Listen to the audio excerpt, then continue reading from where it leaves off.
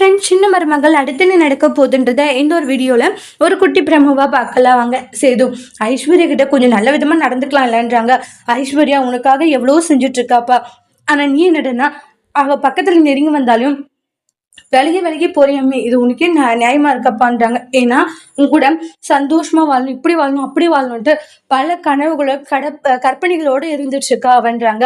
ஆனா அதெல்லாம் புரிஞ்சுக்காம அவளோட மனசுல இந்த அளவுக்கு நோக எடுக்கிறியப்பான்றாங்க. இப்படி எல்லாம் பண்ணாதுப்பான்றாங்க. உடனே என்ன பேசிட்டு இருக்கீங்கம்மா அப்படின்றாங்க.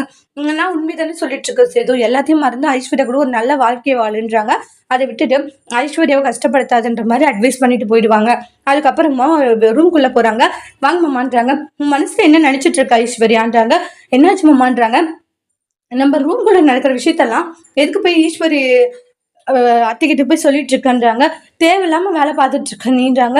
நான் சொன்னதுல என்ன தப்பு, என் கஷ்டம்னு அவங்க கிட்ட தானே சொல்ல முடியும், வேற யார்கிட்ட சொல்ல முடியும்ன்றாங்க. இங்க பாரு, நான் தான் சொன்னேன் இல்லை, இந்த வாழ்க்கையை என்னால் டக்குன்னு ஏத்துக்க முடியாதுன்ட்டு. அதுக்கப்புறமும் வாழ்க்கையை ஏத்துக்கணும், உன்னை ஏத்துக்கணும், கூட சேர்ந்து வாழணும், இதெல்லாம் தேவையில்லாதது தெரியுமான்றாங்க. ஒவ்வொரு விஷயத்தையும் போய் அவங்க கிட்ட சொல்ல உனக்கு ஒரு மாதிரி இல்லையான்றாங்க. எதுக்காக இது மாதிரி தேவையில்லாம விஷயங்கள் எல்லாம் பண்ணிட்டு இருக்கேன்றாங்க.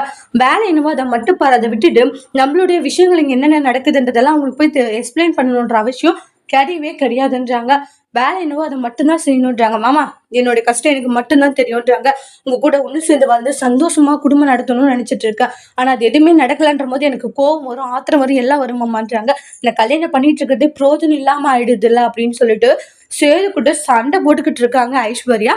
அதோட இந்த பிரமுவை முடிச்சிருக்காங்க.